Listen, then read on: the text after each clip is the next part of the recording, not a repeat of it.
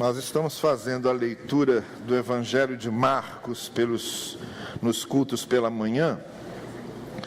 E hoje eu quero ler com vocês o capítulo 7 do Evangelho de Marcos, sempre naquela perspectiva que nós temos dado. Marcos possui duas ênfases principais.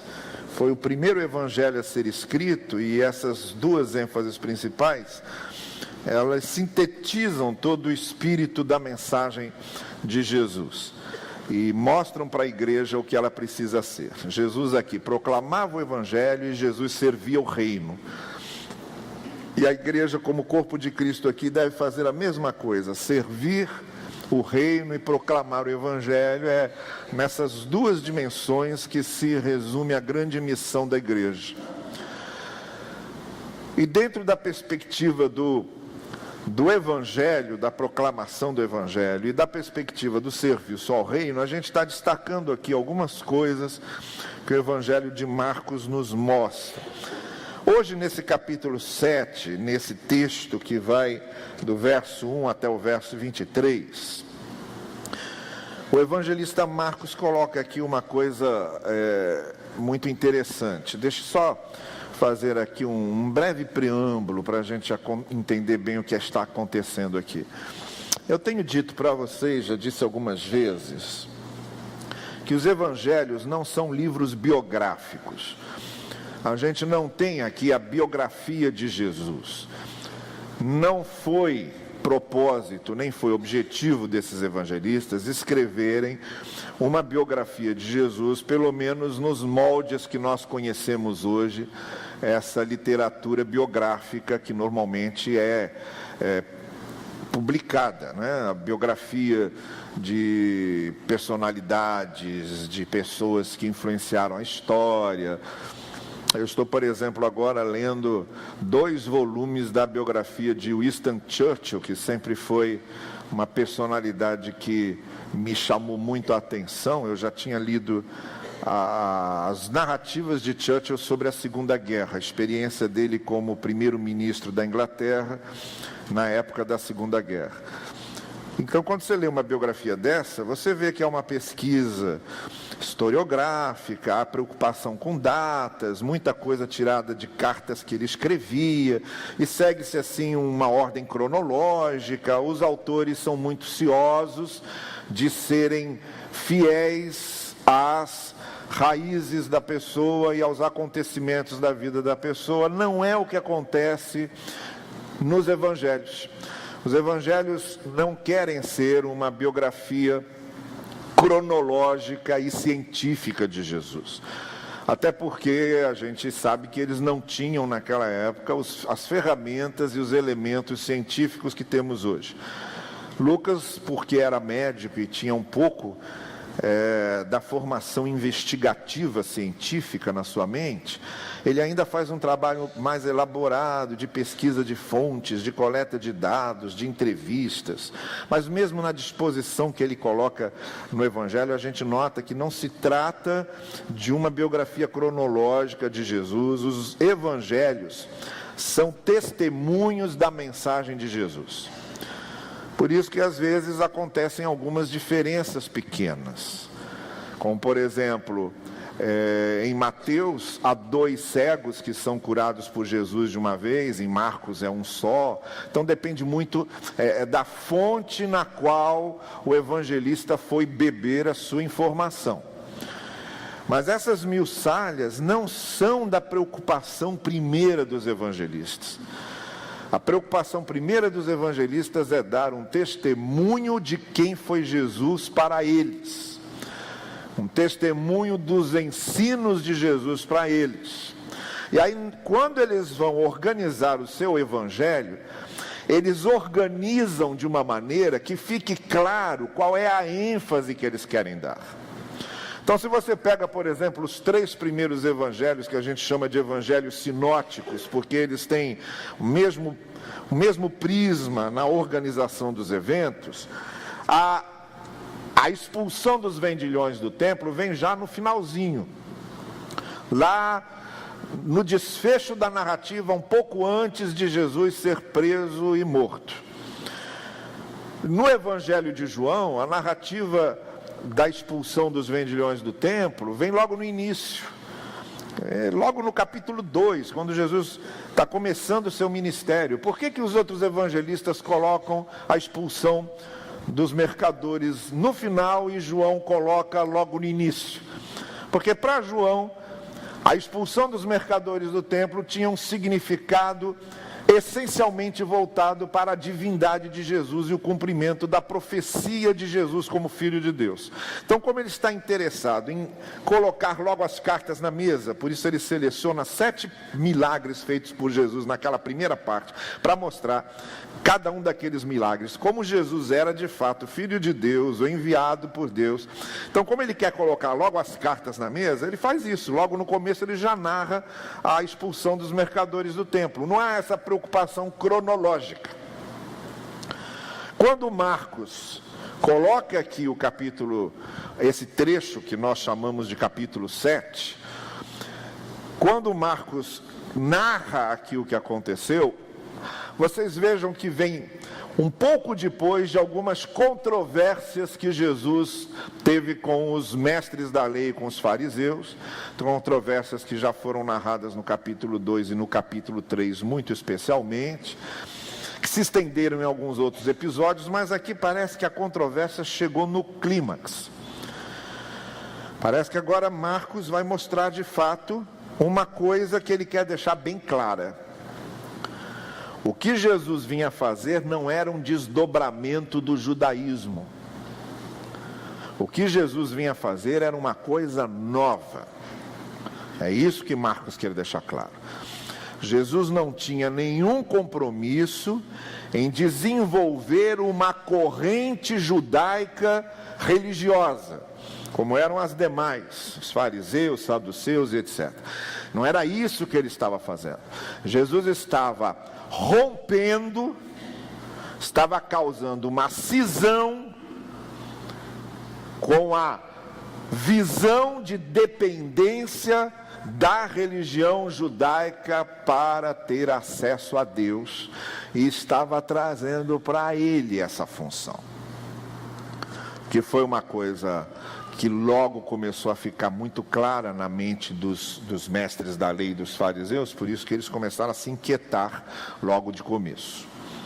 Então, o que nós vamos ler aqui é porque Marcos quer mostrar que Jesus tem uma proposta nova de religiosidade, que Jesus tem uma proposta nova de espiritualidade.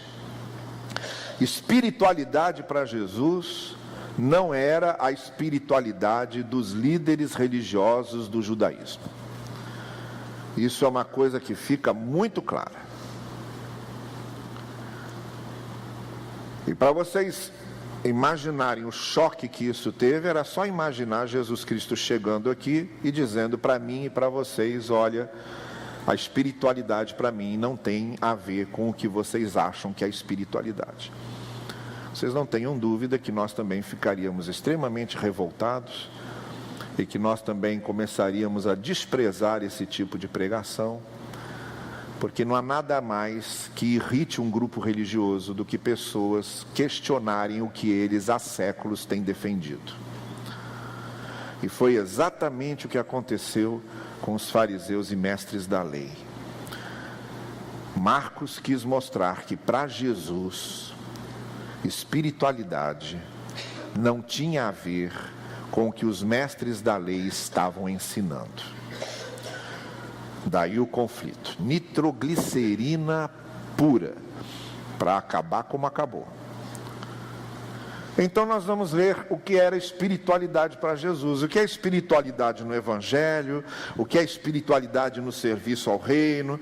Jesus é bastante claro, Marcos também é bastante claro, e ele diz o seguinte: os fariseus e alguns dos mestres da lei, vindos de Jerusalém, reuniram-se a Jesus e viram alguns dos seus discípulos comerem com as mãos impuras, isto é, sem lavar, ou sem passar pelo ritual de lavagem das mãos. Os fariseus E todos os judeus não comem sem lavar as mãos cerimonialmente. Vejam, não é lavar a mão simplesmente. Sem lavar as mãos cerimonialmente, seguindo um rito determinado para isso, apegando-se assim à tradição dos líderes religiosos. Vejam que Marcos também deixa claro que esse rito de lavar as mãos estava ligado à tradição dos líderes religiosos e não tinha muito a ver com as expectativas de Deus para aquilo. Quando chegam da rua, não comem sem antes se lavarem. E observam muitas outras tradições, tais como lavar de copos, jarros e vasilhas de metal. Você pode pensar, gente, mas eu também faço isso. Eu lavo as mãos quando eu chego em casa, lavo meus copos, lavo minhas jarras, lavo minhas vasilhas. Talvez nem todos lavem tão bem, mas lavam. Mas não é esse ato de higiene que nós estamos falando, é do ritual, dos passos do ritual, de todo o ritualismo que estava envolvendo isso. Então os fariseus e os mestres da lei perguntaram a Jesus: por que os seus discípulos não vivem de acordo com a tradição dos líderes religiosos, em vez de comerem o alimento com as mãos impuras, isto é, sem passarem pelo ritual estabelecido? Ele respondeu: bem profetizou Isaías acerca de vocês, hipócritas, como está escrito: este povo me honra com os lábios, mas o seu coração está longe de mim. Em vão me adoram, seus ensinamentos não passam de regras ensinadas por homens. Vocês negligenciam os mandamentos de Deus e se apegam às tradições dos homens. E disse-lhes: vocês estão sempre encontrando uma boa maneira de pôr de lado os mandamentos de Deus, a fim de obedecerem às suas tradições. Pois Moisés disse: honra teu pai e tua mãe, e quem amaldiçoar seu pai e sua mãe terá que ser executado. Mas vocês afirmam que se alguém disser a seu pai ou a sua mãe: qualquer ajuda que vocês poderiam receber de mim, em vez de ajudá-los, eu estou fazendo oferta de corbã, oferta dedicada a Deus, vocês o desobrigam de qualquer dever para com seu pai ou com sua mãe. Assim vocês anulam a palavra de Deus por meio da tradição que vocês mesmos transmitiram, e fazem muitas coisas como essa. Jesus chamou novamente a multidão para junto de si e disse: ouçam-me todos e entendam isto. Não há nada fora do homem que nele entrando possa torná-lo impuro. Ao contrário, o que sai do homem é que o torna impuro.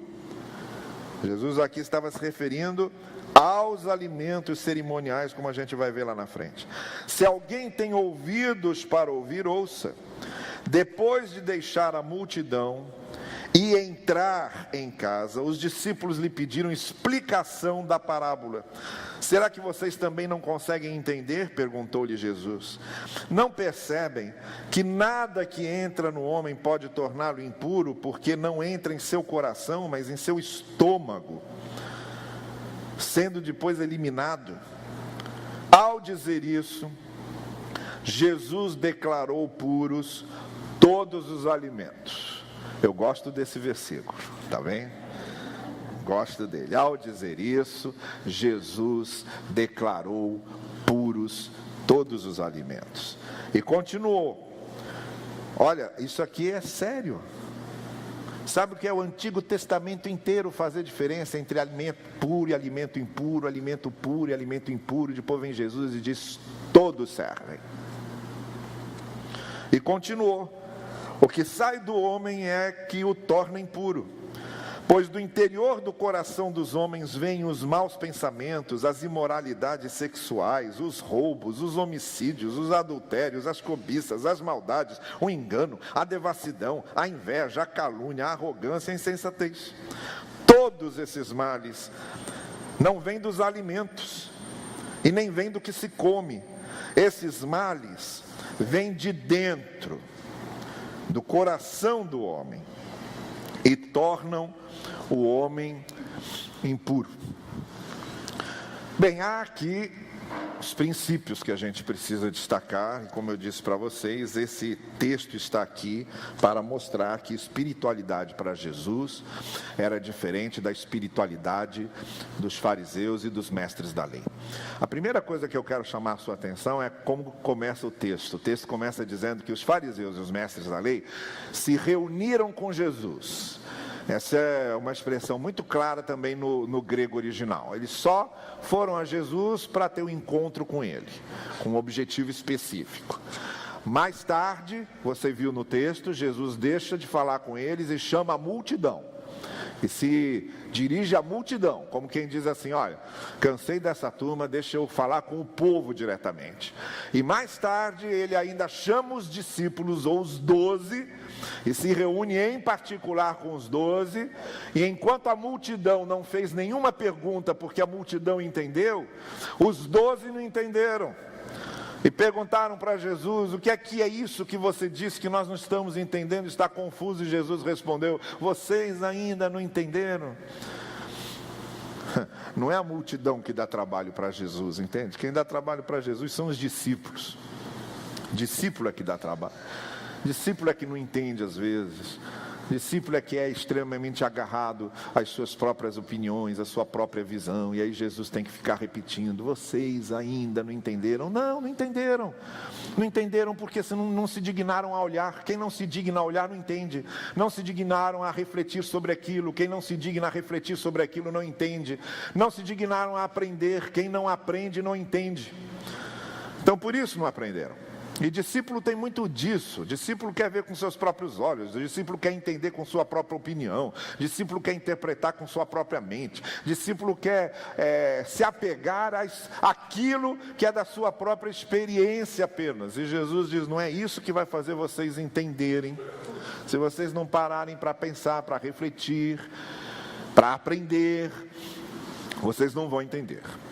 Bom, então vejam que não basta estar só reunido com Jesus, aqueles mestres e fariseus, e Marcos deixa isso claro, ninguém ali queria aprender nada com Jesus, queriam só desafiá-lo, como fizeram o evangelho todo, nas narrativas todas do evangelho, só desafiando Jesus, tentando fazer Jesus cair numa emboscada, tentando fazer Jesus se contradizer, tentando fazer Jesus cair numa armadilha montada por eles, o tempo inteiro. Nunca aqueles religiosos cheios de si, do seu conhecimento e das suas próprias expectativas, nunca desejaram se aproximar de Jesus para aprender com ele. Queriam apenas desafiá-lo, queriam apenas mostrar a ele que ele estava errado. Então aí já começa o problema. Quando nós nos aproximamos de Jesus, se nós vamos com as nossas bagagens e indispostos a nos livrarmos de certas bagagens nossas, não adianta chegar perto. Porque quando o nosso propósito em nos aproximarmos de Jesus é conservarmos o que nós achamos que é importante, quando a gente quer seguir Jesus e quer levar a nossa bagagem, aí a gente não consegue, porque muita coisa da nossa bagagem religiosa absolutamente não serve para essa nova proposta que Jesus está fazendo.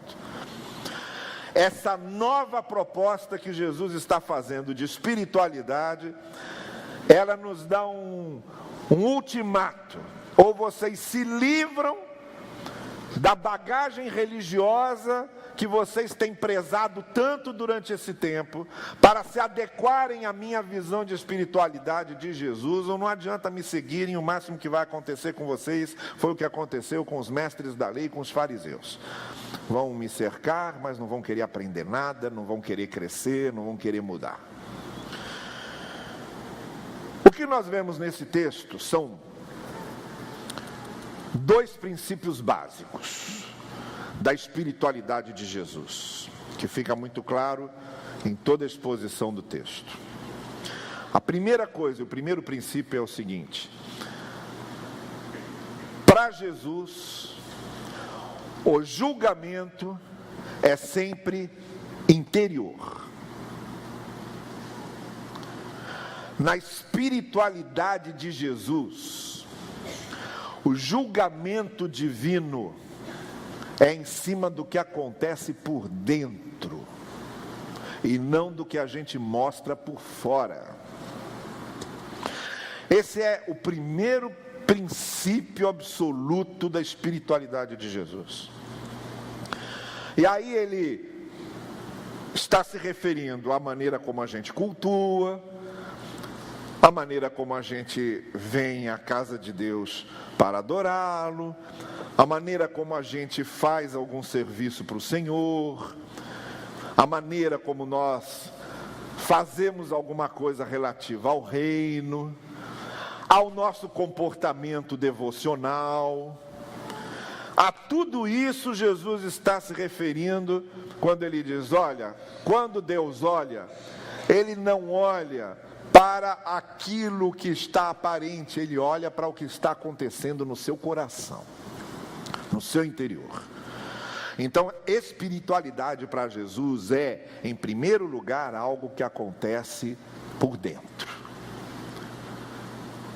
É uma transformação interior, é uma transformação no coração, e as coisas exteriores, elas são consequência disso.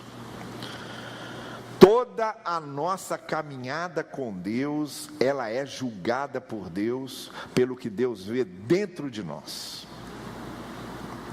A maneira de Deus lidar conosco, não é olhando o que nós mostramos.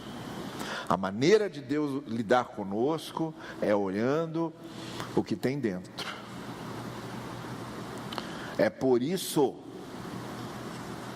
que eu tenho certeza absoluta que as nossas divisões religiosas, as nossas fronteiras institucionais religiosas, não servem para demarcar para Deus quem pertence a Ele e quem não pertence. Não é exatamente o território institucional religioso que mostra a Deus que você pertence a Ele. É o território do coração. É o que você é. Então eu não tenho dúvida, nenhuma dúvida, de que Deus tem demarcado seus territórios em lugares que a gente nem imagina. Eu não tenho dúvida alguma de que Deus tem feito a sua obra e o Espírito de Deus tem soprado em territórios que nós nem fazemos ideia. E tem feito com que o interior de pessoas seja mudado, transformado. Porque o que Deus vai medindo não são as nossas aparências institucionais, mas é aquilo que vai acontecendo por dentro da pessoa. Olha, eu já tive conversas com gente de tudo que é canal religioso que você pode imaginar. E em tudo quanto é canal religioso que você pode imaginar, você encontra sempre gente que você percebe que está ali só por estar, que está só vinculado institucionalmente, e gente que tem um coração transformado, gente profundamente espiritual, gente profundamente ligada na essência do Evangelho, independente da cor denominacional, independente da cor institucional. Eu não tenho dúvida alguma de que o paraíso do Senhor não terá uma roleta em que as nossas cores denominacionais é que vão promover ou não a nossa entrada, mas aquilo que aconteceu por dentro dessas pessoas. É que eu também não acredito que lá a gente vá levar qualquer coisa que continue lá do outro lado. Eu acho que a morte é uma cisão com tudo que está aqui, então lá não vai ter esse tipo de conversa. Você vem de que denominação? Entende? Para se encontrar no céu, você era de que igreja? Esse tipo de conversa eu não acredito que vai ter, não é? Mas se tivesse, e pessoalmente até eu gostaria que tivesse, só para a gente se surpreender. Se tivesse, a gente ia ver lá um irmão nosso salvo pelo sangue de Cristo, ia perguntar: e você, na sua experiência terrena, de onde que você era? Ah, eu era batista. Ah, que coisa boa, eu também era. E você, de onde era? Ah, eu era presbiteriano. É mesmo, é. Mas deu certo o negócio, a coisa foi, tá? E você era o quê? Era metodista. Eu era monge. Eu era monge. Eu era teólogo católico. Eu era bispo anglicano. Eu não tenho dúvida de que se estabeleceriam diálogos dessa natureza, porque a entrada na vida eterna não é feita pela roleta das instituições denominacionais. Jesus está dizendo que espiritualidade para ele é o que acontece por dentro. E ele dá um exemplo muito claro para mostrar como é que o coração do homem é. Ele diz: olha, vocês, por exemplo, ele diz para os fariseus, vocês deixam de cuidar dos pais de vocês, deixam os pais à míngua, passando fome, para poder ficar cumprindo seus rituais de ofertas no templo. Mas eu sei o que vocês estão fazendo. A mim vocês não enganam. Vocês usam aquilo só como desculpa para não ter a responsabilidade de cuidar de seus pais. Então, quando vocês fazem isso e vocês acham que estão agradando a Deus, vocês estão desobedecendo o princípio muito mais importante, que é o princípio de honrar pai e mãe.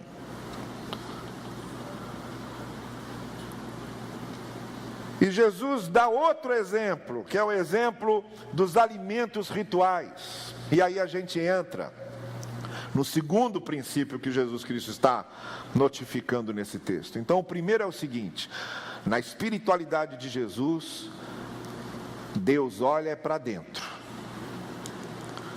Na espiritualidade de Jesus, o nosso relacionamento com Deus se dá pelo que temos dentro. E ponto.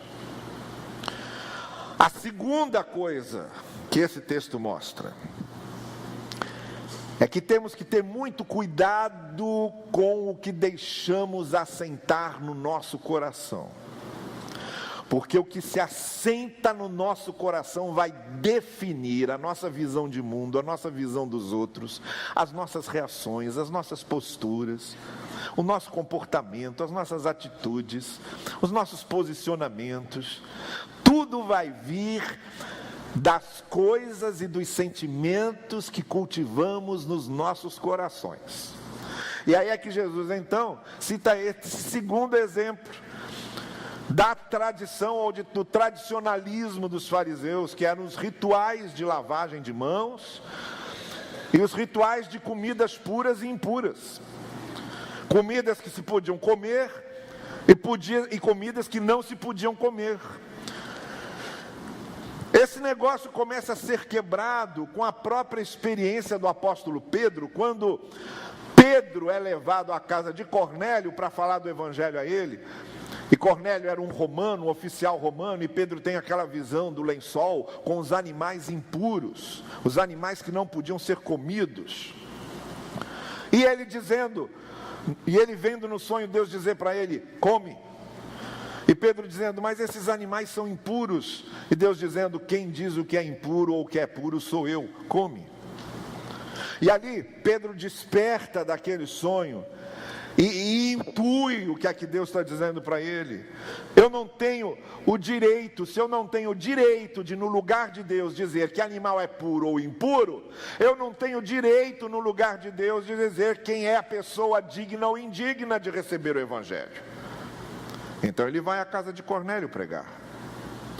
E agora vem o Senhor Jesus Cristo e diz aos seus discípulos: olha, nesse negócio de animais puros ou impuros, ou animais que podem ser comidos ou não, não é o que entra pela boca do ser humano que o contamina, é o que ele tem dentro, é o que sai, é o que vem do coração.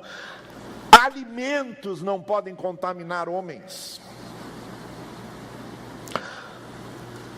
Deixa eu deixar bem claro aqui uma coisa. Jesus não está falando sobre alimentos que o nosso organismo, por uma questão de saúde, não aceita. Jesus não está fazendo consulta médica para ninguém aqui, certo? Não é disso que Jesus está falando. Jesus está falando do cerimonialismo religioso. Se o seu médico diz para você, você não pode comer determinado alimento, você não pode comer determinado alimento. Não adianta você mostrar para o seu médico, Jesus declarou puros todos os alimentos. Tá certo? Não faça isso. Se fizer, não diga que é minha ovelha. Olha, eu sou ovelha do pastor Novaes e tá aqui, nem me conheço você. Tá combinado assim? Muito bem.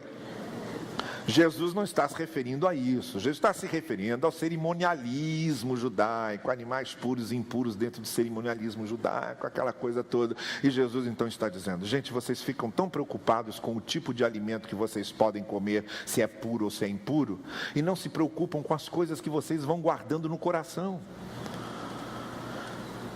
Não se preocupam com as coisas que vocês vão sedimentalizando aqui dentro. Com os ressentimentos, as mágoas, os ódios, os sentimentos de vingança, as invejas, os ciúmes, os desejos impróprios, toda aquela lista que ele coloca depois. Tudo aquilo nasce do coração, nasce de dentro de nós. Então Jesus está dizendo, na minha espiritualidade, é preciso ter muito cuidado com o que guardamos no coração.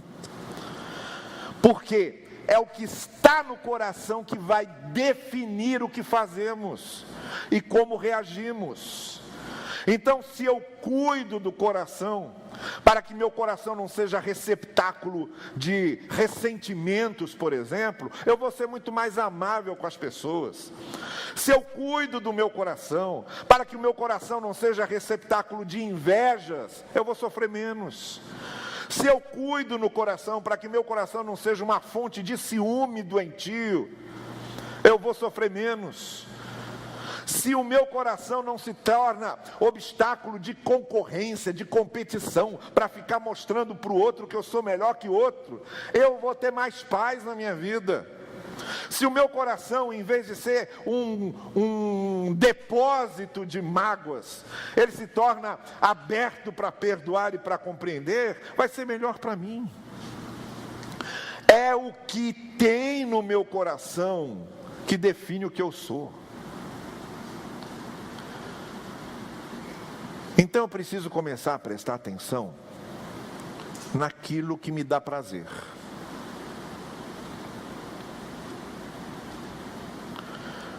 Se falar mal das pessoas me dá prazer, tem alguma coisa errada com o meu coração. Se prejudicar e humilhar um outro me dá prazer, tem alguma coisa errada com o meu coração.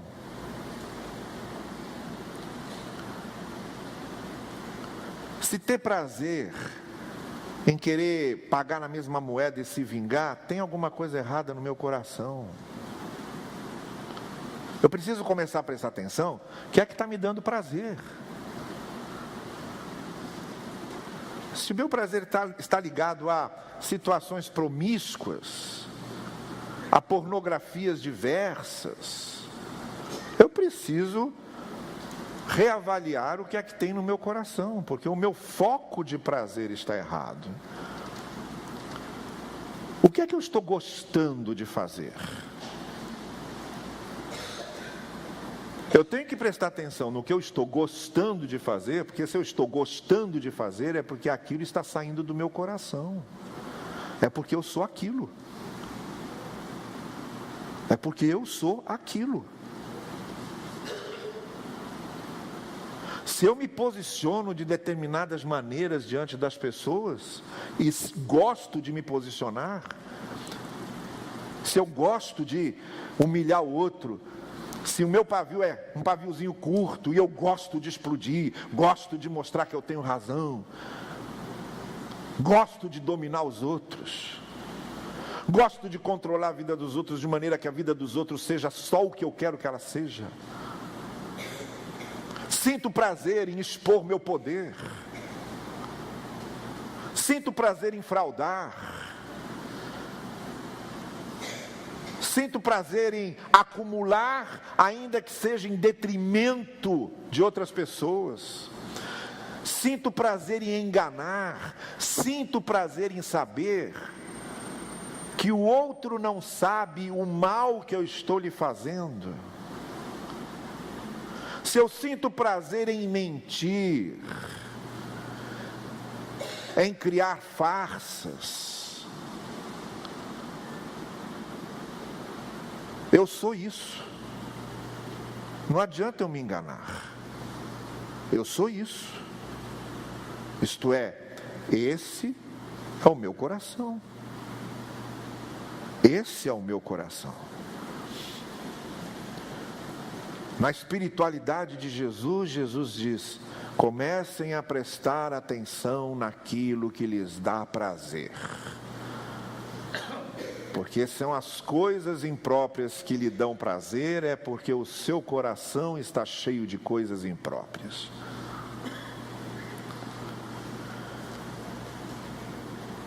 Este capítulo de Marcos está aqui para nos mostrar o que é espiritualidade para Jesus e para nos mostrar que espiritualidade para a gente, às vezes, não bate com a espiritualidade que Jesus quer que tenhamos. Mas serve para mostrar, enfim, uma coisa definitiva.